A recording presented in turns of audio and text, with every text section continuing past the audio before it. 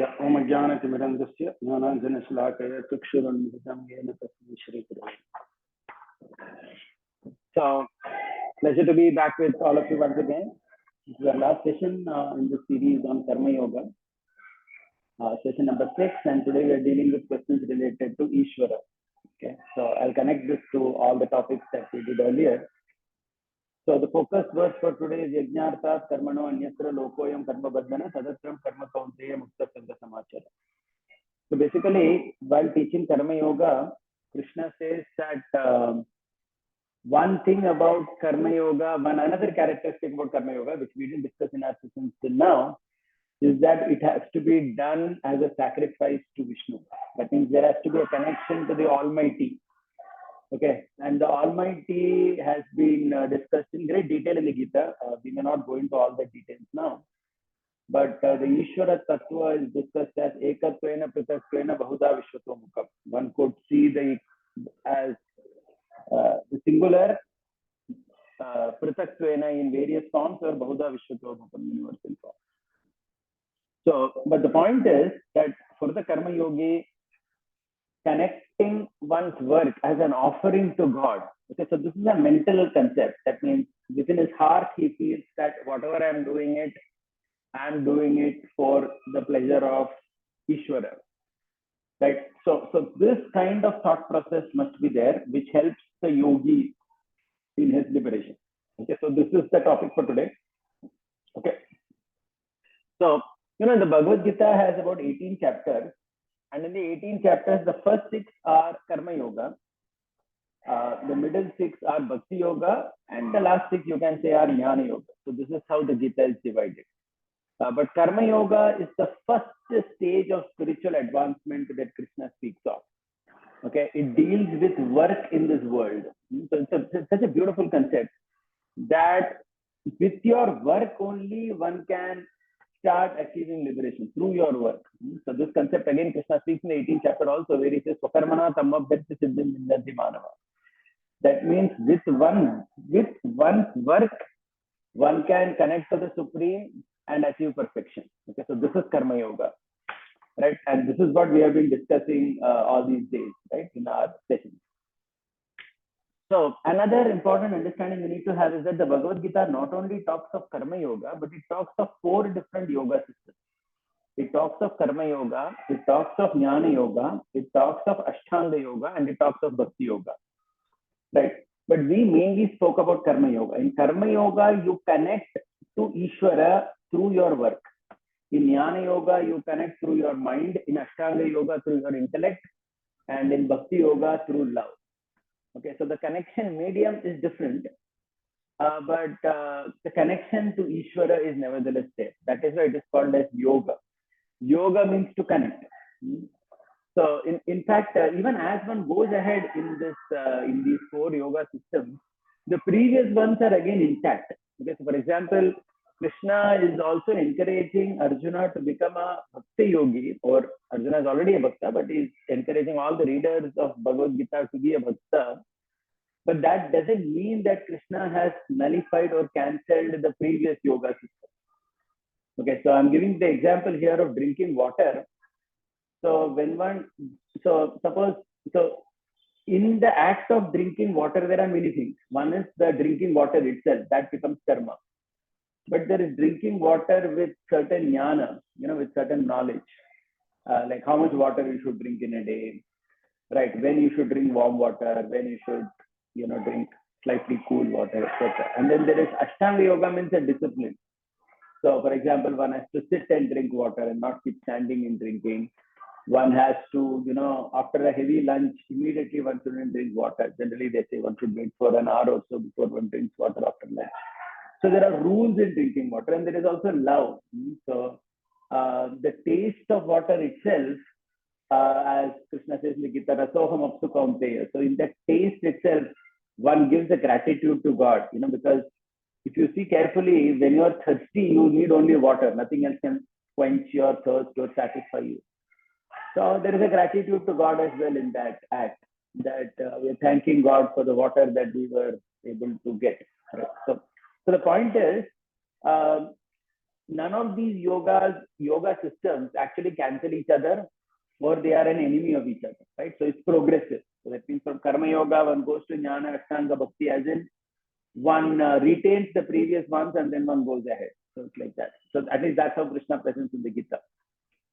Now the question is, why this karma yoga itself? Till now we were speaking about this karma yoga. So why did we speak about this? So if you remember, we gave last couple of sessions we were talking about how one should. Last time we were talking about how as one works, one doesn't think oneself to be the doer, rather one thinks oneself to be the observer. If you remember, I spoke about it yesterday.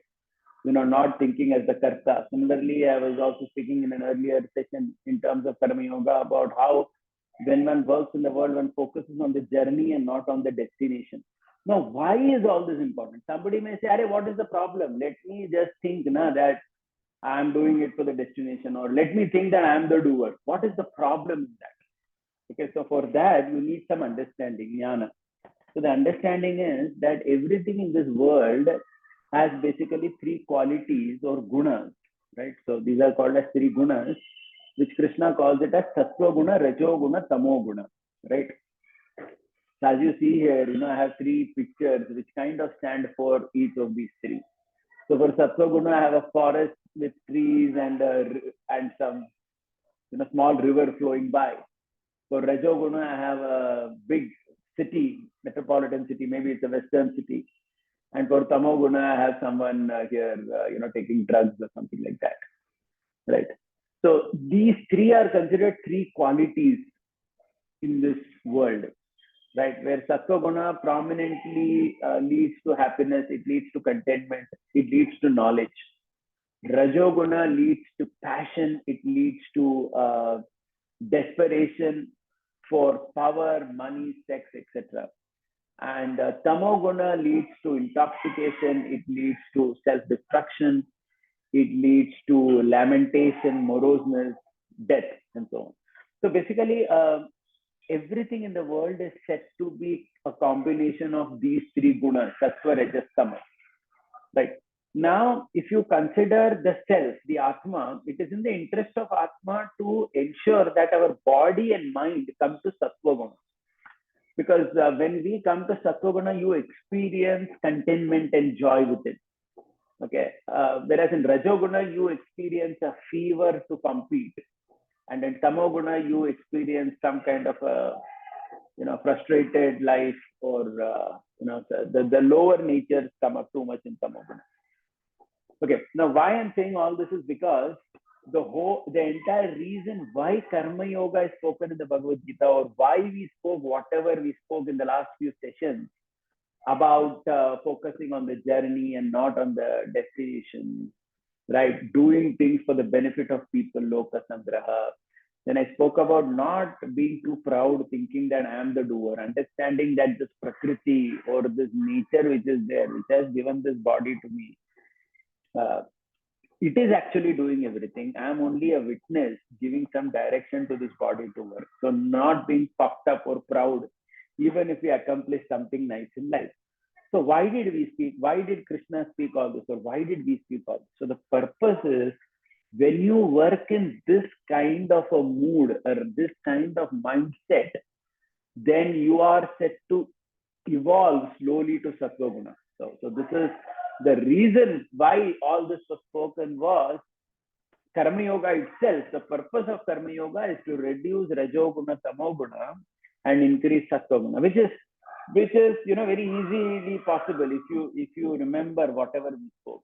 Like for example, when you constantly keep thinking that I am the doer, I am the person who is actually achieved all this, and you increase the ahankara in a person, that actually increases Rajoguna, because in Rajoguna, one thinks that I am the enjoyer, I am the person, who is controlling everything and so on. So that kind of thought process increases the Rajoguna in a person.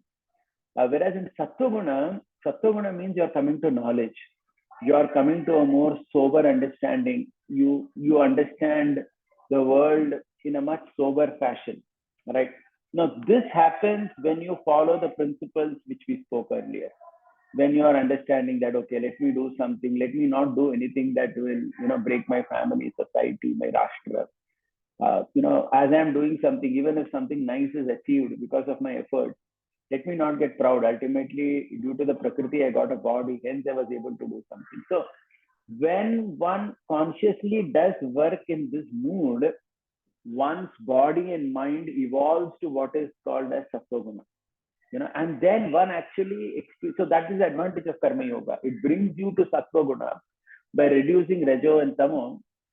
And the advantage of sattva guna is a feeling of contentment, happiness, right? So you can just imagine, even physically, imagine if you're sitting in this forest uh, with all these wonderful trees and a nice clean river, etc. Of course, there are no wild animals, let's assume. But if you are in such a place, immediately the mind is pretty sober and comfortable. Okay, imagine you're stuck in the traffic of this particular city. The mind is agitated. And imagine if someone is along with these drug addicts, the mind is very much disturbed, and it's undergoing a lot of pain. Right? So these are the gunas. So the Gita teaches us that one reason why we have to practice this entire karma yoga is to come to sattva guna. Okay. Now, please remember that in karma yoga itself, there are 4 aspects that are very important. Right? 3 aspects are already covered. I'm just reading them. It is the 4th aspect that we are going to focus today. Okay. So the first aspect is nishkama. Nishkama means what?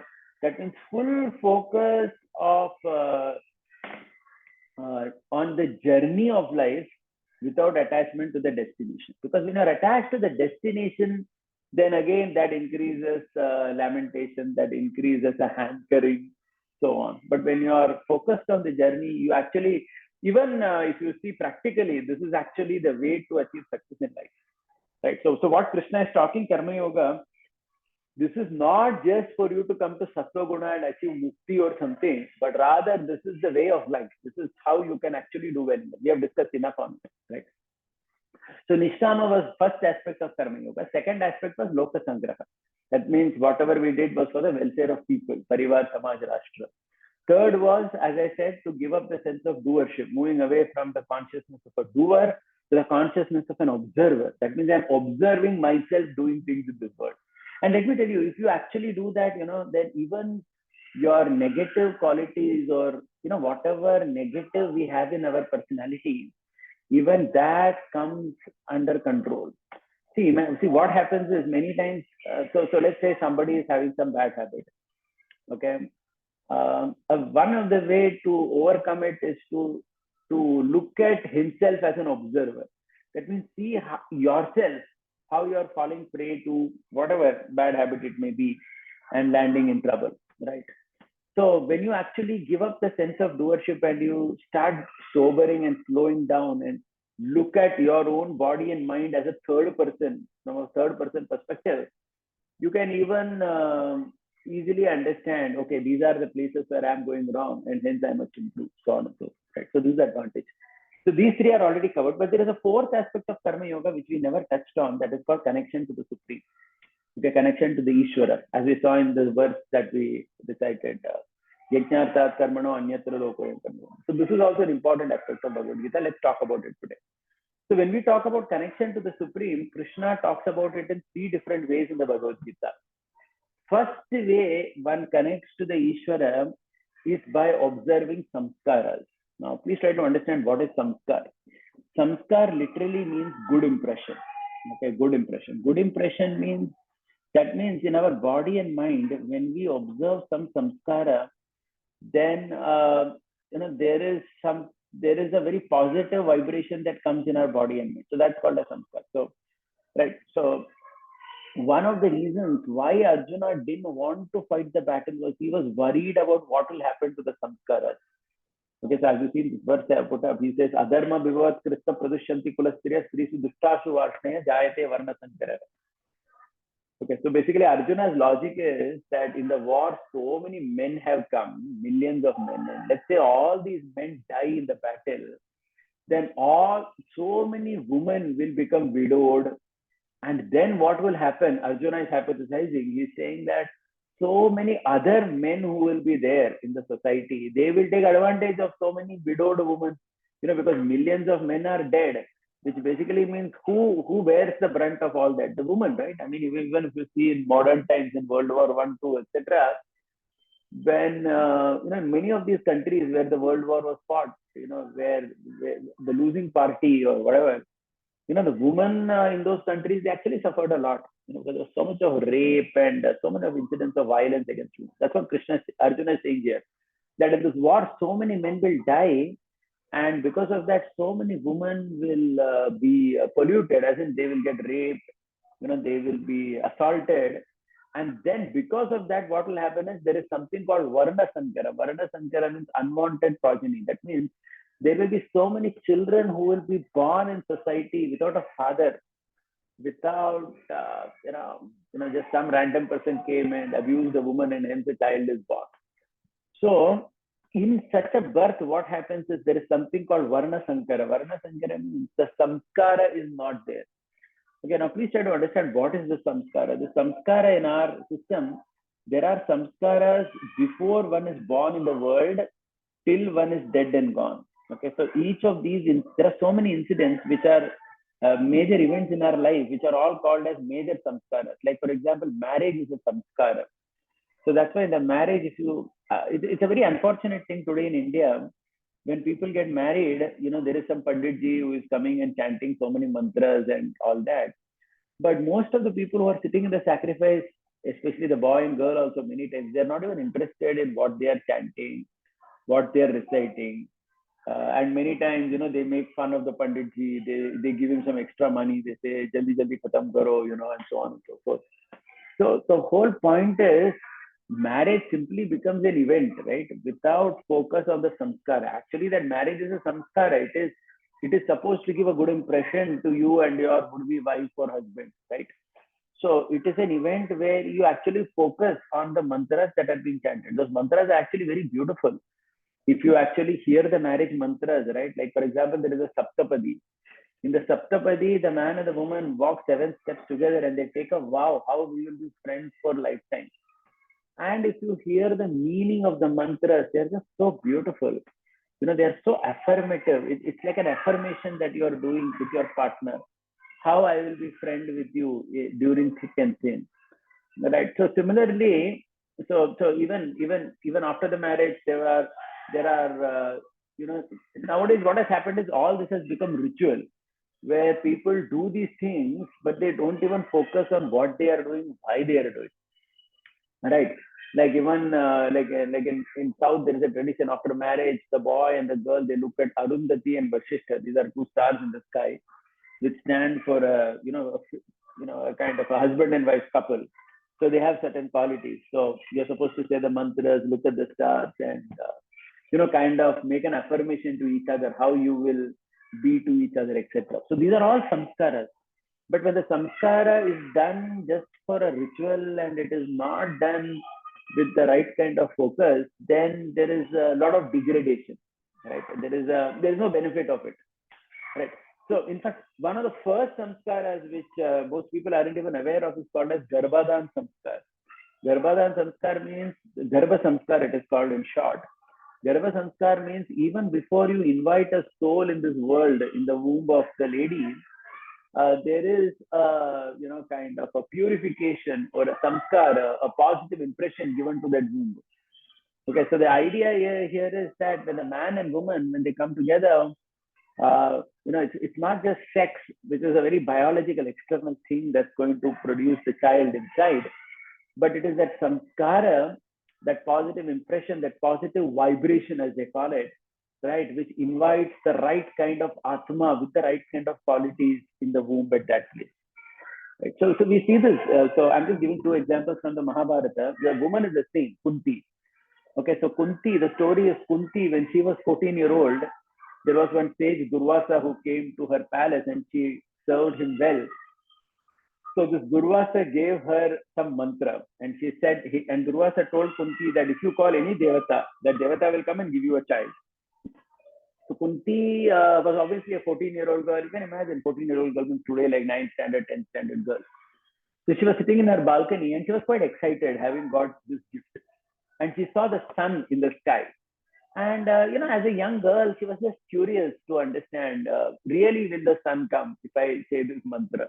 Which is very natural, right? I mean, any child or even anyone, even you and me, if we get a gift, we are tempted to open and see what is inside. So Kunti did nothing wrong, but she just chanted the mantra and called the sun. And the sun immediately came to Surya Devata. And she was like stunned. I mean, she never thought that it will even happen like that. So the Surya Devata came and he said that I've come here to give you a baby. And Kunti was actually taken aback. She was like, oh God, I'm just 14-year-old. I'm not even married. And what is this baby now and all that? Please, I don't want this baby. I don't want this baby. She was constantly saying, I don't want this baby. But then the mantra was such that the Devata had to give the baby. Okay, so the Surya Devata said, no, you have to take, and he gives Karna. Okay, so that is how Karna is born. Now, the interesting thing here is the Garbha Samskar there went wrong. Right? Garbha Samskar means what? Whatever is the mood of the mother at the time of obtaining the child, mood of the mother and father or whatever, that comes in the child. So Kunti's mood was, I don't want, I don't want, I don't want. Literally, there was an unwanted child that was born. And that unwanted child was Karna, who was really never wanted in life by anybody. Right? He was kind of enemy with most people other than Duryodhan, who basically used him. Right. So this is what happens. So even if the woman is very good, if the samskar is not followed, you could get a child like that. But the same Kunti later in life, she got married with Pandu, and for some reasons they couldn't have a child biologically. So then again at that time, Kunti petitions various gods to obtain child. So she calls Dharmaraj to obtain Yudhishthir. She calls Vayu to obtain Bhima. She calls Indra to obtain Arjun. But each of those times, Kunti and her husband Pandu were very, very positively situated. The samskar was done well, right? They were actually, the Mahabharata says they would do literally a 1 year tapasya, some kind of sadhana they would do daily, because of which the child which came was like, not only materially qualified, but also of some great benefit to the world. So this is actually what Arjun is saying here. Arjun is saying here that if so many men die in the battle, then all the women will get raped, etc. And then God knows what kind of children will be born. Right. So that's what he's saying, which actually makes a lot of sense because this is connected to samskara. So the first way a karma yogi connects to the supreme is by following samskara.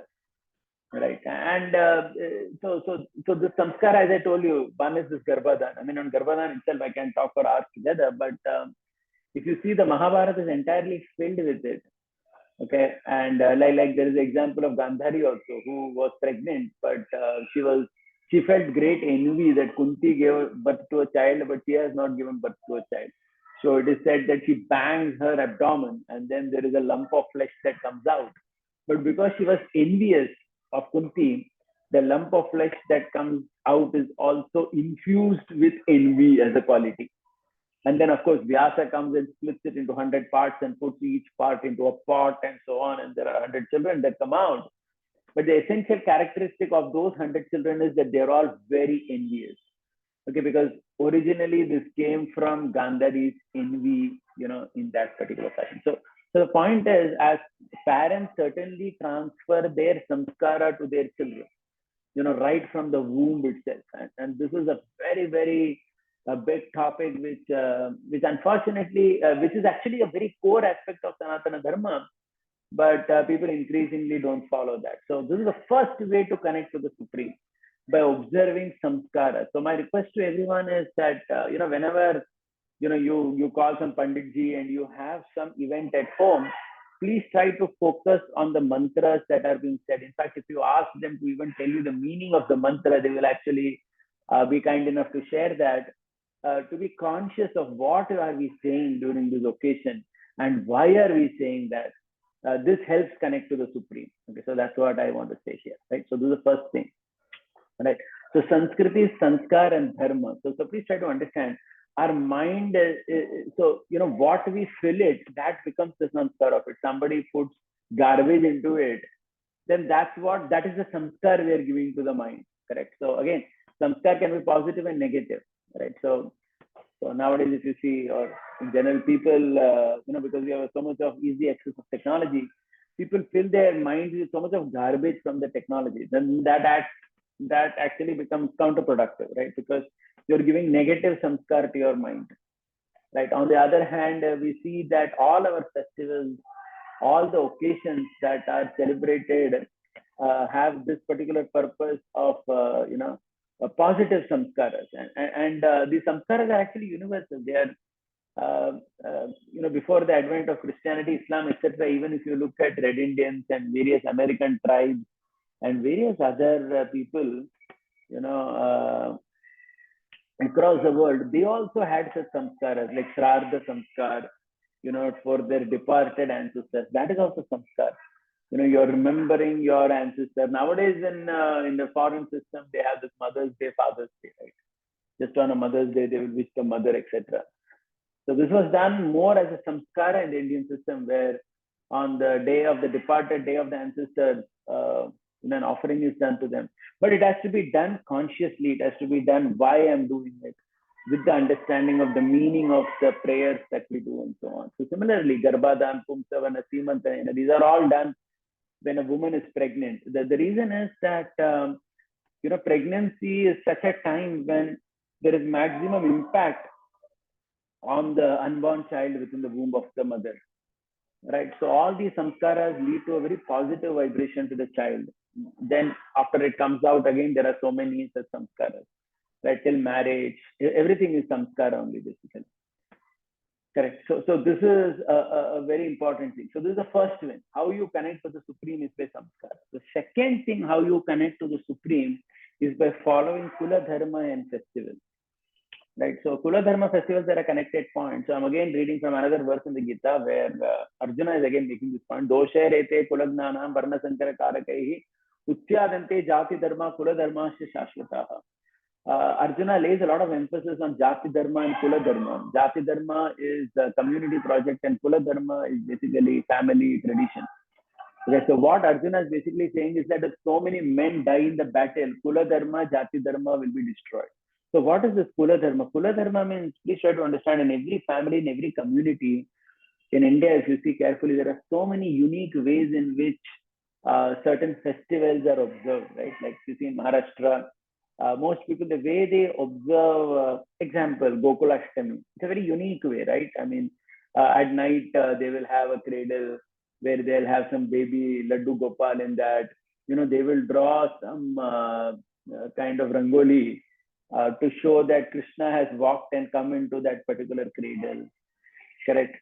So they will have some bhajans that they will sing in the night. So that's one example. So similarly, festivals also. Like currently, if all the Varkaris are walking to Pandharpur, right, for this Ashadh Ekadashi, which is coming next week. Lakhs and lakhs of people are walking on the street. It's such an amazing thing. Can you imagine? I mean, nobody is even inviting them formally, and most of the time facilities are also not that good.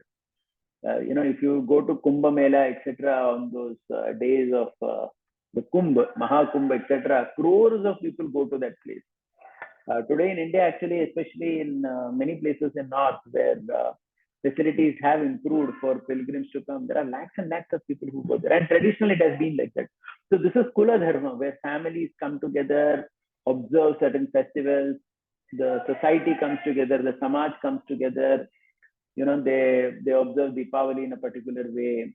But sometimes what happens is that in our Indian system, during these festivals, we just get lost only with all the, food and all that, which is of course good. I mean, food is an important part of the celebration. But sometimes we forget, to do those simple, what we may call as ritual, but it becomes a ritual only if you don't know why you're doing that. So in Deepavali, for example, lighting lamps in the house, it's actually a welcoming God to your home, which is why you do that. Like Navratri also. But then sometimes, people just think that Navratri means only, playing some film song and doing dandiya, etc.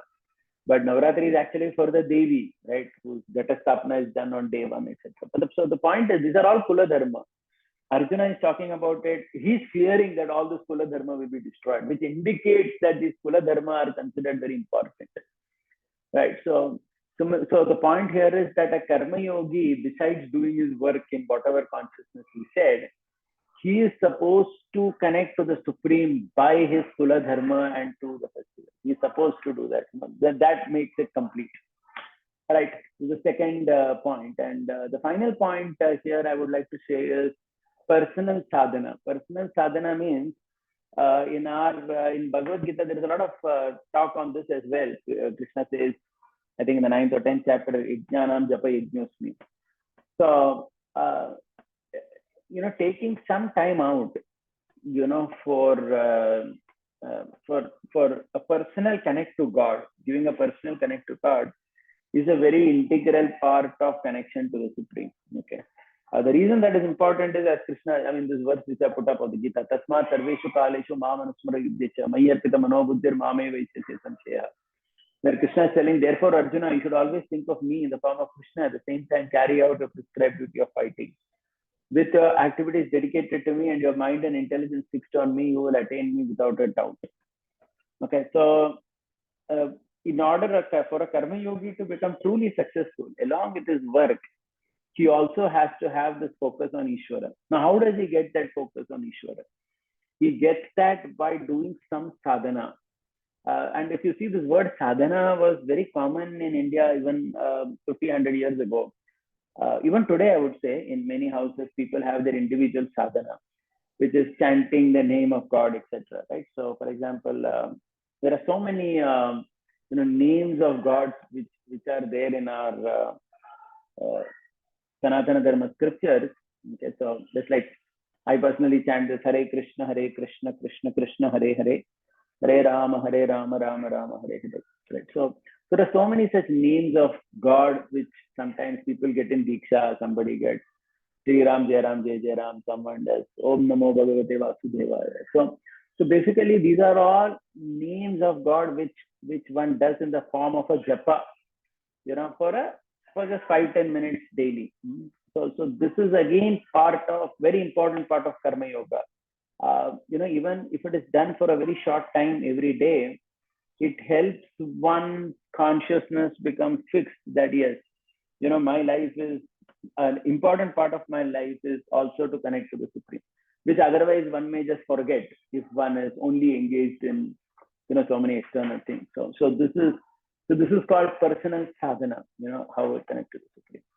Right. So I'm just ending now by summarizing what we discussed today. I started by talking that the purpose of Karma Yoga is to take us to Sattva Guna. Okay, so we discussed that there are 3 modes of nature: Sattva Guna, Rajo Guna, and Tamo Guna. And all those 4 characteristics of Karma Yoga that we spoke about, if you recall, the first one is that focus on the journey and not on the destination. The second one is do for the benefit of people in general. Third, don't think that you are the doer, understand that you are an observer. And the final one is to connect to the Supreme. So all these characteristics of a Karma Yogi helps one consciousness move from Rajoguna, Tamoguna to Sattva. And when one is situated in Sattva, then the doors of moksha also opens. And not only moksha, it's not done only for moksha actually. Even to be happy in the world, one needs Sattva Guna.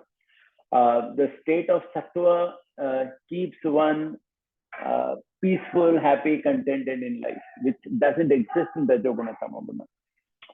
And this applies to every facet of life, the money we earn, the relationships we have, and so on. So you will see in actually most traditional societies, not only in India, I would say all over the world, they somehow consciously, unconsciously had a lot of Sattva-guna in their system. But increasingly, modern world has Rajoguna, Tamoguna in their system. And because of which you see that effect also, that it becomes very difficult for people even to stay together comfortably. Right? Most people have a lot of quarrels with their spouse, with their family members, and separation and so on. So the purpose of Karma Yoga and these 4 characteristics that we discussed is to get us to Sattva. And remember, before these 4 characteristics, we also discussed 2 characteristics of the world. One was duality and one was diversity. That is also connected because you need to understand that this world is such that anything has a flip side. So I cannot remain without doing my duty. And diversity means in any situation, any person, I cannot be hypothetical and think that there will only be good.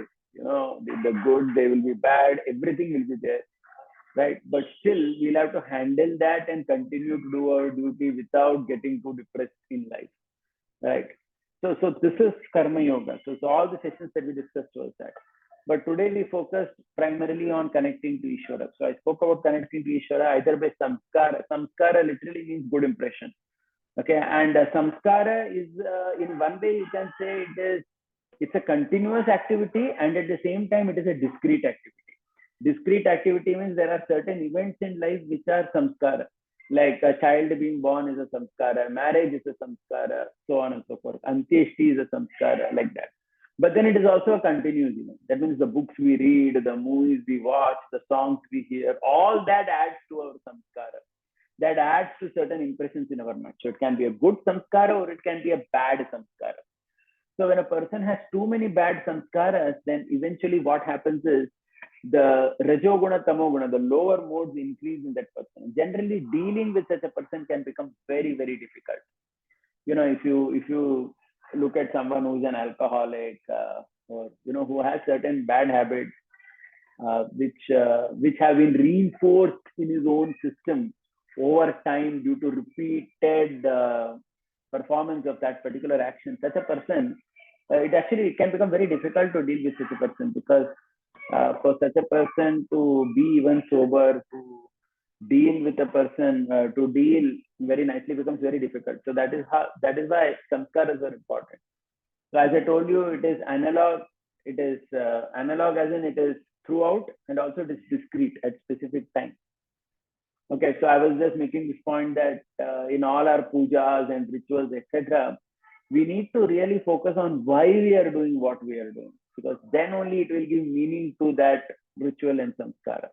Whether it is marriage, whether it is saying some mantra, try to focus on that. Then you will connect to Ishvara more strongly. Then I said that you also connect to Ishvara by Kula Dharma festivals. That how in our country, there are so many festivals, and our festivals are very scientific as well. So, I think I was making this point earlier, right? That how in the Western system, their whole calendar is only solar, the American calendar. If you see the Islamic calendar, it is only lunar. So basically, every year shortens by 11 days. But in the Indian system, which is very unique, it is lunisolar, right? So the year is according to solar, but the months are according to lunar. Because lunar is connected to our mind, and festivals are connected to the moon. So that's why we have Ganesh Chaturthi or Gokula Ashtami or Deepavali on Amavasya. So everything is connected to that city. But the calendar is very scientific. The calendar is very scientific. It's not an adjustment. Like in the English calendar, February 29th is an adjustment. Please remember, it doesn't have any scientific basis. Why suddenly once in 4 days you added a day? But in the Indian system, when there is an Adhik Maas, that's not an adjustment, right? So the sun enters 2 times the Sankrant. Then there is an Adhik Maas. So there is a reason behind it. There is a reason in the solar system behind why did you have an Adhik Maas. And once a while there is something called Kshaya Maas also, where the sun doesn't enter a particular Sankrant. Then 1 month is cancelled. And this happens once in 144 years or something. Last it happened somewhere in 1983 or 1984. Right. So the point is, the festivals in Sanatana Dharma are very scientifically arranged. When it is observed, what kind of food you eat in the festival, what kind of decorations you do in the house, what kind of rangoli you draw, how you worship Ishvara during that festival. But then we have to give time and try to understand that science, that Vigyan. Otherwise, it can become very boring, or otherwise, most of the time, festivals in India just become a holiday season, where people just think that, okay, chalo, Diwali ke liye 4 din, we got holiday, let's go to Goa and enjoy it. But then you lose out that connection to Ishvara, because you're not observing that particular festival. Okay, so there are reasons why Deepavali is there. It is celebration of Lord Ram being coronated as a king or whatever, right? So similarly, when Navratri, Dasara, the victory of Ram over Ravana and so on. So basically all these festivals have a lot of significance. And when we actually very consciously observe them, the Kula Dharma and the festivals, then we connect to the Supreme very strongly. And then finally, I said we can connect to the Supreme by having some personal sadhana, taking some time out in our life, to actually connect with God meaningfully. So when we do this, then the Karma Yoga becomes complete, right? So thank you all for this journey. You paid attention and participated, and right. So I hope that you understood something valuable in your life from this particular thing. In case anybody has any question, I would like to take. Yeah, go ahead, Sampana. Yes, sir. So I have a bit fundamental question. Like, how do we verify that we have connected with Ishvara? Like, Okay, good point. See, it is also, I'll tell you, this process of connection to Ishvara is also something by experience one understands. Okay, mm, so we verify in two ways. One is there is a system. Okay, so for example, there is a system of festivals, there is a system of sadhana, there is a system of samskara. Okay, mm, generally, if you obey the system properly, then you get connected. So it's a system, right? It's a laid out system. So when you do that, so that's one thing. But more importantly, if someone does that with their heart, with their full consciousness involved in it, one also experiences, Ishvara in the prayers, in the festivals, in that observation. In that observation, one, in one's prayers, in one's puja, in one's japa, one actually feels the presence of God in that connection. So this is more felt personally. So Krishna says in Gita, Pratyaksha Dharmyam. Pratyaksha Dharmyam means this is something to be personally experienced. So this is connection to Ishvara is not just a theory, but when implemented, as they say, the proof of the pudding is in the eating. Okay, only when you eat that you understand that okay, the pudding tastes like this. Otherwise, someone could give a very eloquent description of the pudding, but as long as one has not eaten it, one doesn't understand how it is. So like that. Does that make sense? yeah. So mostly it is based on experience. Yeah, it is based. So it's based on first of all doing the process correctly. I mean, it's not just random thing. Not that Mm. anybody can do anything and say that I need an experience. So you have to do the process the way everybody has been doing since ages. I mean, look at all these Varkaris who are walking from here to Pandharpur. I mean, what do they get? I mean, they're walking on the road, Yeah. very hot conditions. But as they are walking, they're chanting the name of God. That's an experience. That you need to have that experience. It Mm. cannot be, I mean, I may be sitting in the sofa and watching on my TV that the Varkaris are walking. I will not understand what they experience. But they're following a process, and they're following a process which they're doing maybe since 300 years or whatever, right? So when you join that process, then you understand that, yes. So like that, there are Mm. so many. That makes sense. Yes. And sir, also had one question, like not based on today's topic, but like Yeah. related to Adhyatma. So I was thinking for long, but like we had Aryabhatta and all those scientists, right, which are long there before and they have known scientific things very early than the other, like comparatively other countries at that time in the era. So I was just thinking, like Gita is also like well old written script. So do you think that it also has a scientific aspect? And if we have looked from scientific point of view, do you think it will still uh, Yeah. See, cross path? The Gita has two components to it. The Mm, Gita is Vyavahara Shastra and Moksha Shastra. mm, Vyavahara Shastra means it talks about life. So many things that we spoke in our sessions, right? Whether we spoke about duality of the world, yeah. whether we spoke about, so that is about life. That is Vyavahara. Mm, Okay, so now when you say scientific, generally here we are concerned more with certain objective truths about cosmos, about Earth and Moon distance, and so on, which Aryabhatta talks about that. So the mm, Gita doesn't talk about all that. The Gita talks about life. So yes. in life, there are two things in life. One is Vyavahara, that means your daily life. the struggles that you experience, the struggle Arjuna experienced. That's not unique to Arjuna, mind you. Each of us are experiencing the struggles in our own way. Right? We are also confused at some time whether I should do this or that.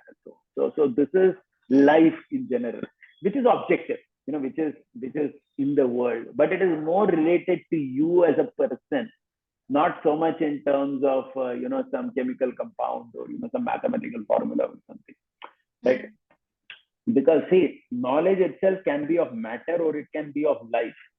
Okay, the Gita is more talking about life, so it may not go into those things.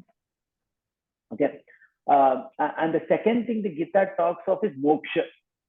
Okay, moksha as in, because one aspect of life is also not only how you live in this world, but how you also get free from the bondage of repeated birth and death. So that is the yoga part of it, where Krishna talks about this whole thing of coming to sattva guna and then focusing on moksha. Because that's the whole, that's like the big picture of life. Where you first live life properly the way it is to be. That means you have the right kind of experience. Right? So see, now again, if you see in today's world, these things are not so most standard ways in which people lived life, like your grandparents or my grandparents, how they lived life. That's all breaking down increasingly. Because in today's world, because of the liberal thinking or whatever, everyone thinks that we will have our own experience. We will do it our own way, not the standard way and so on. But if you think about it very carefully, it is the standard way or the what people have done since ages, which actually worked. Their relationships worked. They lived together for entire life, families, etc., which increasingly doesn't happen these days. Right. So Gita talks about life and it talks about afterlife. That's what it talks about. So it talks about Atma, it talks about all that, the mind, and so on. But obviously, it doesn't talk about objects. Okay, that you will find somewhere else in the Vedic scriptures, where they are talking about the earth, the astronomy or Ayurveda. You understand what I'm saying? Right? Yes. Yeah. But the Gita doesn't talk about objects; it talks about life. So that's what it is. Does that make sense? Okay. Yes. Yeah. Yeah. Okay. Thank you, sir. Actually, like for taking your time and explaining Sure. us in very short. Thank you, sir. Yeah. Thank you. Yeah. Thank you, everyone.